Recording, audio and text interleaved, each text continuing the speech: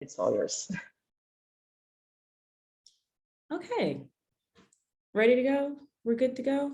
Okay, well, hi everybody. It was super exciting when they reached out to me and said, oh, can you do this presentation? Because I've done it internally with Southern AIDS Coalition, but I haven't done it outside of my job. So there's a lot of information here. I'll talk about who I am, and I wanted to start out talking about like influencers and reels, because I think that is actually the key. I saw a lot of examples of people using reels to talk about HIV self-testing or just to get tested, and also just best practices. So I'll try to run through this as quickly as I can. As I mentioned, there's a lot of information. So I am Tori Shepard. I come from Virginia. I am the communications manager for Southern AIDS Coalition. If you don't know what Southern AIDS Coalition is, it was founded in 2002. A bunch of HIV directors in the South said we need more funding for the South, and they did it. And now 20 years later, we do grant making and capacity building trainings and a little bit of policy work. But I want to preface all of this with, I learned everything that I know about social media on the job. I started out at the National Center for Civil and Human Rights as their digital media coordinator. Well, actually as their marketing intern, and they asked me to create videos for them. And I was like, I don't know how to do that, but they gave me an Adobe license and I figured it out. But then I saw that there was more capacity needed for social, email, and website maintenance. So I have a degree in African American and African Studies, and that's where I guess my passion for talking about or for storytelling of folks that are being pushed to the margins comes from. Okay, I'm gonna start this with a video. The next slide immediately goes into a video of Marnina Miller, our community outreach coordinator, AKA Marnina the Queen on Instagram, doing a video for DeKalb County. So.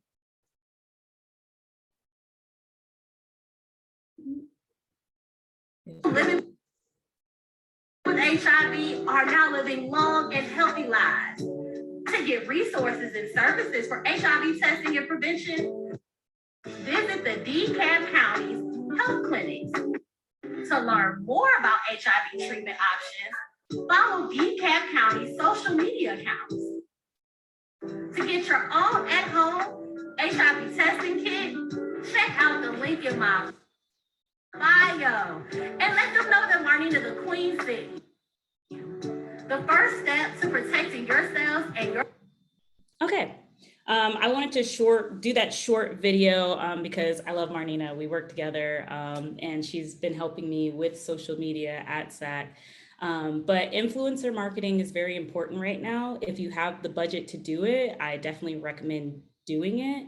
But if you don't have the budget to do it, all you have to do is repost different things that they do, even if it is not even your campaign. As you saw, this was DeKalb County in Georgia.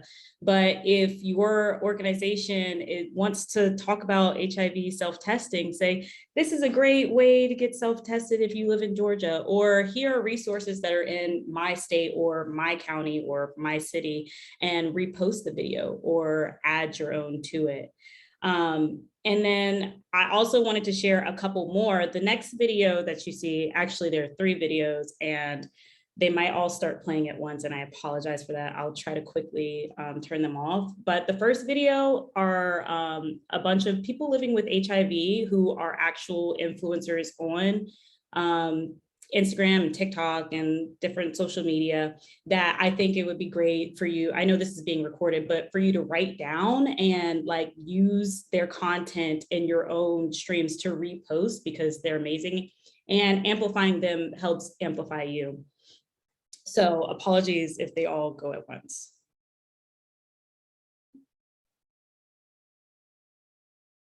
That's not bad. Don't forget who you are. Don't forget who you are.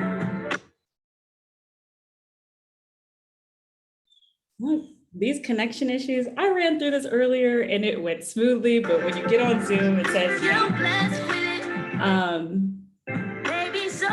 but this video shows people living with HIV. It's actually made by Sierra Coven Cece, who works with the Well Project, and she has gone viral several times. She's been documenting her journey breastfeeding as a woman living with HIV, and she's amazing.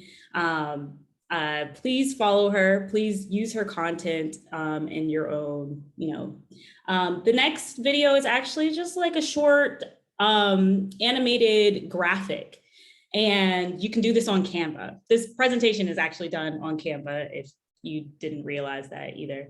And it's done by a Houston-based organization. They partnered with the Houston Health Department to do a vaccination clinic, and that was just their graphic to put on social media.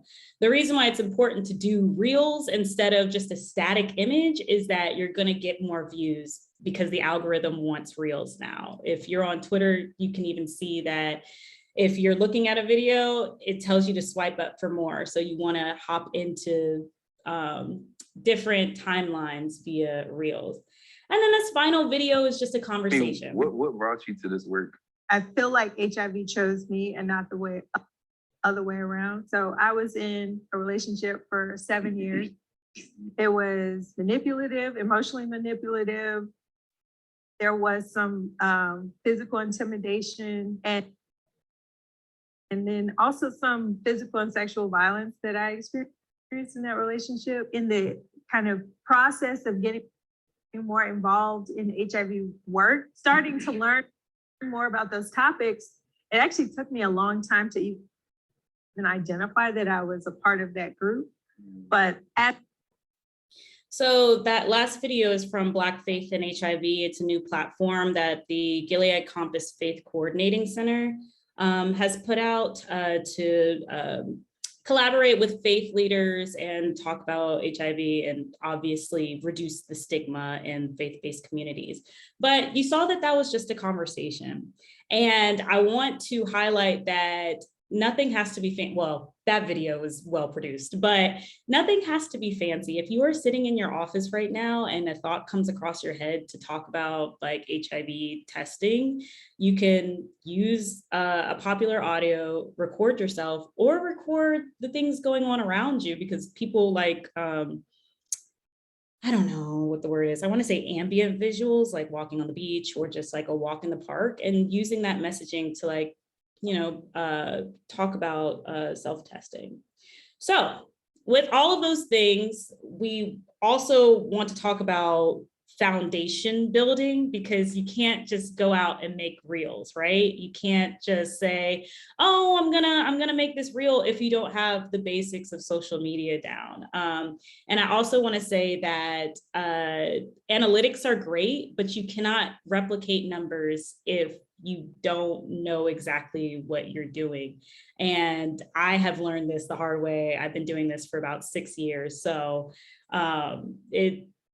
these are all the things that I think that are very important. Going through these best practices, 2 things that I think I'll probably mention constantly are tag your partners and get rest. I to be completely candid, feel like I've been burnt out because I've only done nonprofit work for the last, not 6 years, 4 years. And that keeps me constantly kind of on the hamster wheel, and then like falling out and not thinking that I'm not doing enough, thinking that I'm not impactful. But I want to tell you all that if you're doing this work, you are impactful because somebody has to do it. But if you are the only one, you need to get your rest so that you can come back refreshed and learn new things as you are here on this presentation. So I think I just said everything on this slide, about rest and brand messaging. In foundation building, I think the one thing we forget is that our simple skills of like storytelling or writing down like the description of a program, who's involved with the program, in your program building, like all of that language can be used for social media. I like to create social kits when I'm doing brand messaging rather than just, oh, so what are we talking about? What is this campaign about? Because I know, like, with a communications mindset, it's going to have to be presented to various audiences. So when I create my social kits, I keep in mind, okay, we have a general messaging, but how am I going to translate those goals into sample posts? And it's really just a mixture of your general messaging and your description.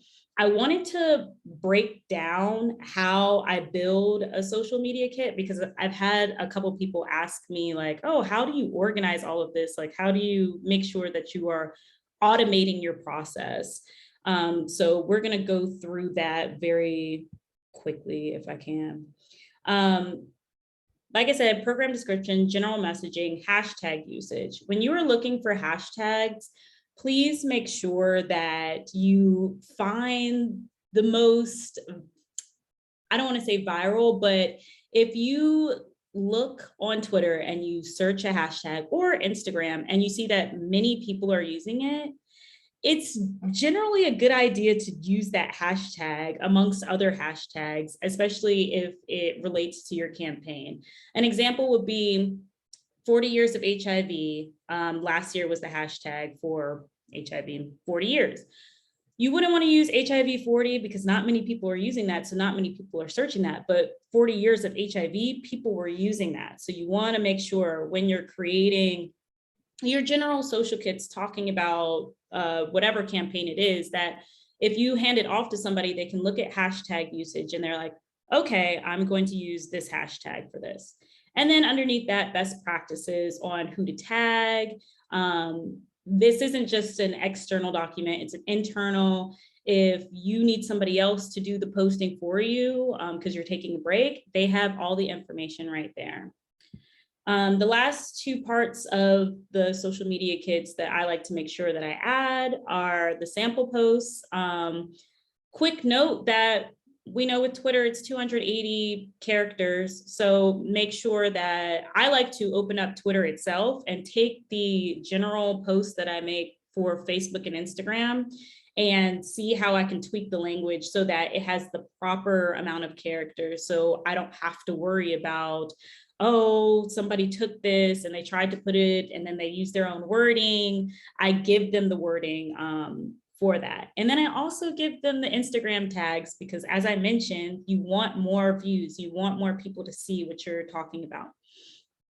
And then the final thing are sample graphics in these social kits. Once you have your graphics, it's, having everything in general space is good.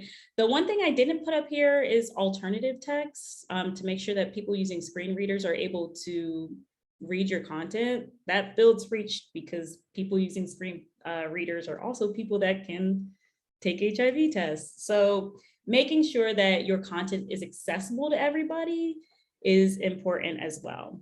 So this is the foundation. This is where you organize all your thoughts and try to make sure that you have your campaign together so that looking at a social kit, then you can say, oh, you know what, let me take this sample post, use the language as a voiceover or the caption and just make a reel trying to push out, what I'm talking about. Or when you're reposting, use the sample caption that you've already created. And that becomes evergreen content off of the social kit. For community management, that's kind of the next step. When the content building is kind of so stressful sometimes that we forget to go back and like comments, make sure that we're engaging with the right people, and making sure that we're not full of bots. Even though the issue with having more eyes on something will always be that more bots will come and you don't know who your exact audience is. If you are doing community management correctly, you'll be able to be more responsive. I know on almost every post we post, there's some sort of Dr. Sebi or some sort of doctor that can cure HIV, and making sure that those comments go away and that we block them so that there's more room for people coming to the content and knowing that there's somebody behind the screen that's managing the space. So make sure you have a plan for content management, and make sure that you're following people. This goes back to the tagging your partners, following people that are within your network that would have content that you can repost. All right, made it almost to the end. So finally, best practices. For Twitter, we want to make sure things are short and sweet. I said 280 characters. 280 characters, make sure there's a link and a graphic, because algorithm, you want to make sure that it's presentable for people to like and reshare. But also look up the topics and hashtags, as I mentioned, for your campaign, and make sure you're pinning relevant tweets. For Instagram, I'm sure we all know that, well, I'm not going to say that, that was wrong. Using a link in bio feature or a link tree is most important, because we cannot copy and paste links that are in captions. You want to make sure that, especially if we're trying to do campaigns that link people to testing, that they are able to get that information. So having a link in bio, SAC uses later media, you can use Linktree. It really doesn't matter, as long as there's a link that's available in your bio for people to go to after they interact with your content to get more information on your campaign. And making sure that you're not duplicating too many posts, because then somebody will probably think it's spam and start ignoring it. But an easy way to avoid that is, if you are using a carousel, just change the key image every single time you post so that it's new information. You can also follow hashtags on Instagram, and that helps. And doing double posts, as in post and then a story. And then also now you can do a reel, whatever works for you. Like, make sure you're trying to get the most eyes on things, because some people don't like scrolling. Some people just like looking at stories. So linking your posts back to your story works. For all of these accounts, make sure that you are using a business page, because then you can look at the professional analytics rather than like individual user analytics. And if you have the capacity, you can use Facebook groups, and that helps you build a strong, like small audience, but people that can reshare all of your content. And you don't have to do that work anymore. And the same goes for reels. Make sure that you are reposting to different places. One group, Inclusive Group Florida, yeah, they're in Florida. They will tag like 20 people on a post, not actually like making a post, but like in the pictures on Twitter. And they will get like very well received posts, because I wasn't going to see that post because of the algorithm, but because you tagged me, now I do see it and I can like it and reshare. So making sure that you do that kind of coalition building so that your campaign can get the most reach to who you want it to go out to. And making sure that your cover photo and your pinned posts are relevant. And finally, like I said, tag your partners. For graphic sizing, make sure that you are using the right sizing for previews, because you want people to like quickly get the information. If you are using a like a rectangle image instead of a square image on Instagram, and somebody's just looking at your page, they're not going to easily like read that that's something that they need to look at. So just being aware of your sizing, staying consistent. If you don't have time to do organic posting, make sure you're just reposting from people. Or as I mentioned with community management, making sure that you respond to people, even with a yay and a heart emoji, or we'll get more information, anything works. And with your social kits, make sure that you are using everything that you've ever created, pretty much your website, previous campaigns, anything that is under your organization's name to create that evergreen content so that you can focus on doing more innovative things rather than posting, oh, they need to know what my brand is, so I need to figure out how I'm going to write that. Like, having evergreen content that is already automated in your editorial calendar will help you, keep your campaigns fresh, as well as you looking forward like to the next month or 3 months or however you want to do it.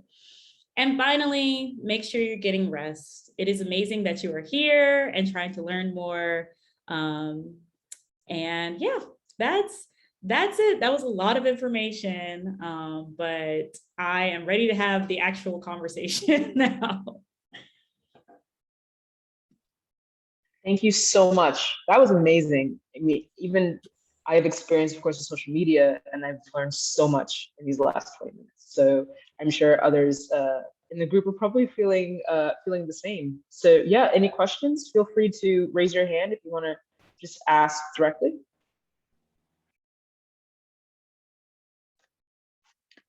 Miss Tori. Hi, I can't How see you doing? you. I'm sorry, should I stop sharing or? We could probably stop sharing. Yeah. Okay. Thanks. Oh, hi, Tina. Hey, yes, ma'am. I'm here in Baton Rouge, Louisiana. So I see the campaign. I mean, I'm looking at social media. So some of them, okay, this is my question. Should we be concerned if we use someone that is popular on social media here in Baton Rouge? Should we be concerned about their following? How do I say this? Their following or the message? Because we have two people here that are super popular, but they're a little messy.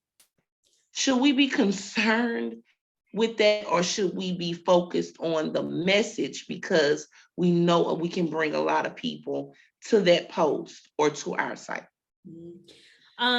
So this goes back to like media training. If you are sourcing somebody like as an actual influencer and not just reposting them, you should have a contract in place that says what they can and can't do. But I know that I've seen a lot of different influencers come out and say, I am more than just this box that you see on your screen. I have an entire life.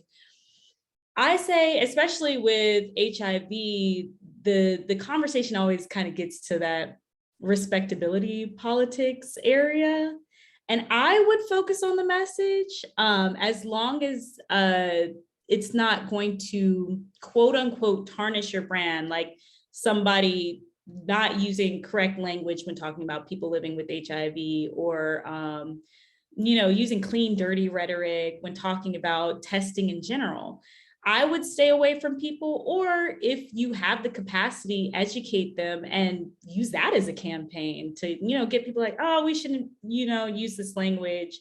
Like, you can use their platform to do that. But if you don't have the capacity to do that, I would just keep it at not having a formal relationship with them and still using their decent posts to repost, do what you want to do. So basically have like a MOU, what can or cannot be said. Yeah. And kind of use that as a teachable moment. Okay. Yes. Perfect. Anything where you're going to get into giving anybody some sort of money or any power over like connecting to your brand, like MOU across the board, like make sure you have that. Thank you. I don't know if anyone else has any other questions. Trisha, sure, go ahead. Hi, thanks for taking your time to share this information with us. I'm curious, I'm in Cincinnati, Ohio. I'm with an organization called Caracol, and I'm really curious about a budget for influencer marketing. At the very top, you said if you have the budget, and I'm just curious what that might look like. Well, it really depends on what it is. Now, I know you can do micro influencers who are like people with, I don't know, maybe like around 800 followers, you know, they're like micro influencers, but like it depends on how many posts. So I say you first kind of create a list of things you want them to do. So one post is $150. I'm just throwing money out there, but and I'm sure that this is probably a template that somebody's already created. I wouldn't be surprised if because they have conferences for influencers now. I wouldn't be surprised if they have like a industry standard template. But like saying one post $150 or 2 reels 500, like trying to just figure out what products you want to get out of it will help you determine what that budget is. Did that help? Yeah, thank you. Last call for any questions? Oh, I'm sorry. Let me reshare my screen because I have 2 things, but if anybody has any questions, you can still ask.